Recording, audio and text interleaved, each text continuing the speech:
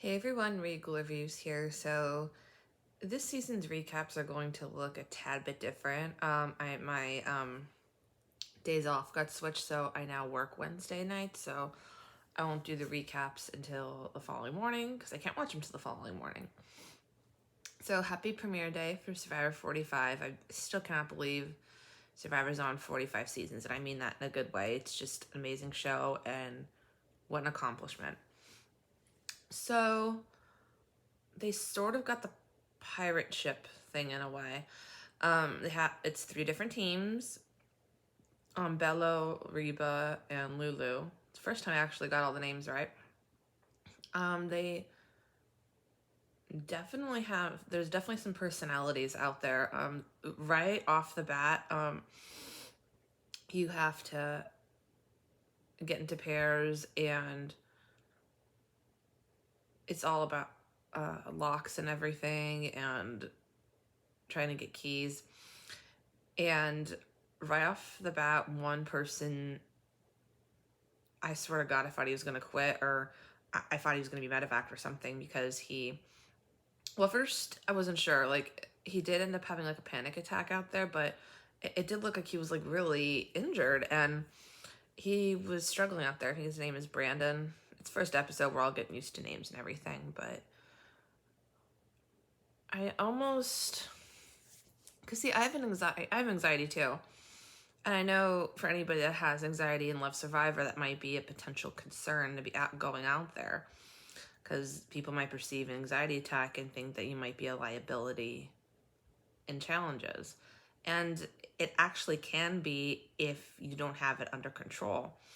If you're fortunate enough to have it under control with meds, then you won't be much of a liability. And there doesn't seem to be any known enemies yet. I mean, there's Bruce, who we know from last season. He got medevac day 1. Him and Emily weren't fighting, but Emily pointed out the fact that he's already played this game before, and even though he was out day 1, she said he has the advantage in the sense that he's played the game, he has that mindset. And I'm like, well, I can see if they made it past the merge, they've had time to play. Bruce didn't really get time to play the game. He was in one challenge, but he didn't really get to do much, if that makes sense. So as we've seen with this new era of Survivor, there's always the challenge. You have to choose between smart or savvy. And this time they are actually doing both, which is very different. Red actually won their supplies, so it's blue and yellow. And they ended up not winning, and that's a first. Nobody won the challenge, so I'm going to assume they couldn't complete it in time. And right away, they believe when they get back to camp, they were honest about what it was, but they automatically think I think it was Emily, said that they must have an advantage. They're lying to us. And I'm like, wow, she's so skeptical. And a lot of people are lying about their careers, which isn't too out of the ordinary, but if at least 2 or 3 people out there that are lawyers and they don't want other people to know, because, when you think, sometimes people's perception of you can just be solely based on your career. And they even brought it up too, saying that, oh, they're a lawyer, so they'll be perceived as analytical and be able to be very good strategists. And that's the same thing I think we've seen with therapists. Therapists seem to not do well on Survivor, at least the last couple seasons. So yeah, I see a lot of people lying about their careers because they're afraid that could potentially be a problem. Also, there only seemed to be one alliance, and I think that's Caleb and Sabaya. I think that's how you say their names. They're the only pair I've seen so far. I don't really see any tight-knit alliances yet. And everyone seems to be getting along, although people are making rookie mistakes and going out there looking for idols. Bruce is already out there looking for an idol. Austin went for an idol, and he actually did find something. He found the Beware Advantage. And apparently it's very different than we've seen. In order to get the idol, he has to complete a series of tasks, and they are not easy at all, at least from what the first one we saw. There's like a little, I noticed right away their flag had coding on it, so I'm like, that's got to be something. And he has a little parchment paper, and he has to line it up with some of the coding, like he has to decode the code, and it has to, that'll, I guess will tell him where the idol is at. So yeah, that's going to be very, very tricky. And it seems like the people that are having a very hard time out there are Hannah and Brandon. Brandon for obvious reasons because of what I said before. And Hannah just doesn't seem to be adapting well to the elements out there.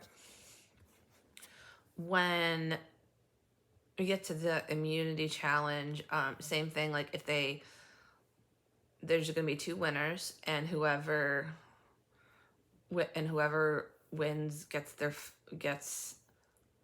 whoever loses, they lose their flint as a penalty. And have one of those classic logo Survivor puzzles in it. I kind of tuned out just a tad on the challenge, but ended up being blue and red that won the immunity challenge, sending yellow to tribal council. And I'm thinking to myself, who's going home? And Hannah's talking about how she should quit. I'm like, oh my God, are we going to have our first season in a while that we've had a quitter? I thought maybe Brandon might get medevac or something. And he feels bad. Like he recognizes that, he has anxiety and that this can be detrimental to his game. And we see at Tribal Council, they bring it up. Brandon being unsure about how he could continue the game. But then also Hannah brought up how she basically wants to be voted out. She will do anything to get herself voted out. And she will even go as far as to quit. And I'm like, I don't respect quitters. And that's what ended up happening. Hannah ended up quitting the season. And how I feel about quitters is you knew what you signed up for. I mean, obviously you're a fan, you've never been out there before, but you see how hard it is out there. There are people that would kill to be in the spot you're in, and you're gonna quit day 1. Well, I guess in their case it'd be day 3. But it's just mind-boggling to me. That could have went to somebody who actually wanted to play the game. And Hannah even acknowledged it herself, saying that she would rather people who want to be in the game and give their whole heart and soul to the game be in it than her who doesn't want to be in it. So I just don't respect quitters. It's like you knew what you were getting yourself into. You knew what you signed up for, and your spot should have went to somebody who wouldn't have quit. But you have no way of knowing if somebody will quit when they cast them. So yeah, I don't have any specific favorites at the moment. Definitely a lot of personalities out there. It is 90 minutes now, and I didn't even know it was 90 minutes. I thought to myself when I heard that the episodes were going to be 90 minutes now, I thought maybe, oh my God, this is going to be too much. And it's like, no, I didn't even realize it was 90 minutes. I thought it felt like an hour.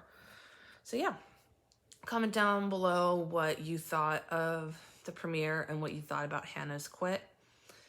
If you want to watch Survivor, it is on Wednesdays, 8 p.m. on CBS, and you can live stream it on Paramount Plus. Until next time, stay regal.